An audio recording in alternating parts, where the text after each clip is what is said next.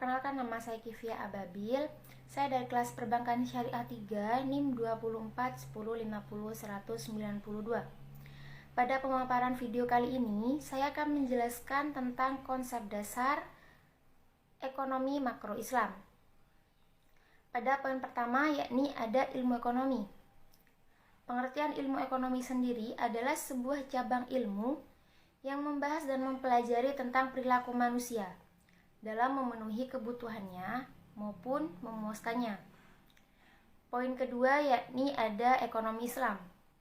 Apa itu ekonomi Islam?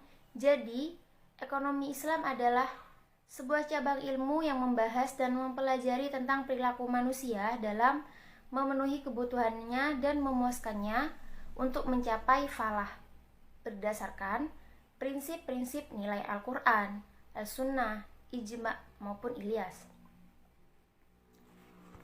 Dan poin ketiga yakni ada perbedaan antara ekonomi Islam, kapital maupun sosialis. Yang pertama yakni ekonomi Islam. Jadi ekonomi Islam bersumber dari Al-Quran, Al-Sunnah, dan ijtihad ulama. Kompetisinya dikontrol syariat Islam. Pengaku kepemilikan individu dan umum secara nisbi.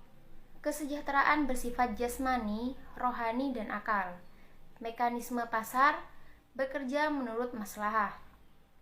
Sedangkan ekonomi kapitalis yakni bersumber dari pemikiran dan pengalaman manusia, kompetisi usaha bebas dan melahirkan monopoli. Mengaku kepemilikan individu secara bebas, kesejahteraan bersifat jasmani belaka, mekanisme pasar dibiarkan berjalan sendiri.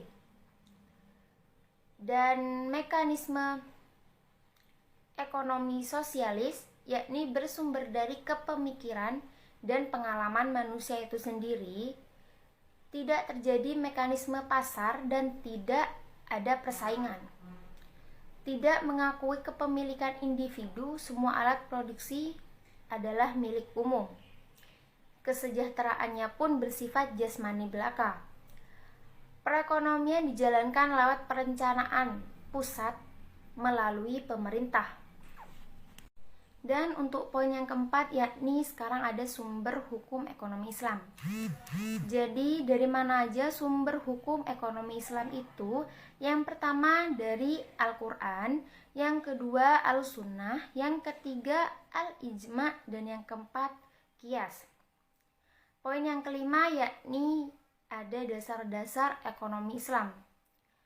Jadi dasar-dasar ekonomi Islam yang pertama ada tauhid atau keesaan Allah. Yang kedua al-siddiq amanahu, yaitu kejujuran dan tanggung jawab. Yang ketiga yakni ada mengakui hak milik individu maupun umum. Yang keempat ada al-adalah, yaitu adil. Yang kelima al-tawarun, keseimbangan. Yang keenam al-ta'anun, yaitu saling tolong menolong. Untuk poin selanjutnya yakni poin keenam, yaitu menjelaskan tentang prinsip-prinsip ekonomi Islam bebas dari maghrib. Yang pertama ada maisir, yaitu bersifat judi. Yang kedua ada ghorar, yaitu bersifat tipu menipu. Dan yang ketiga ada riba.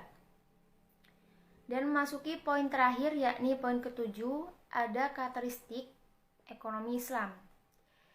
Yang pertama yakni ada ekonomi Islam terkait dengan qodah syariah maupun akhlak. Yang kedua, harta kepunyaan Allah dan manusia sebagai khalifah. Yang ketiga ada larangan maisir, ghorar maupun riba.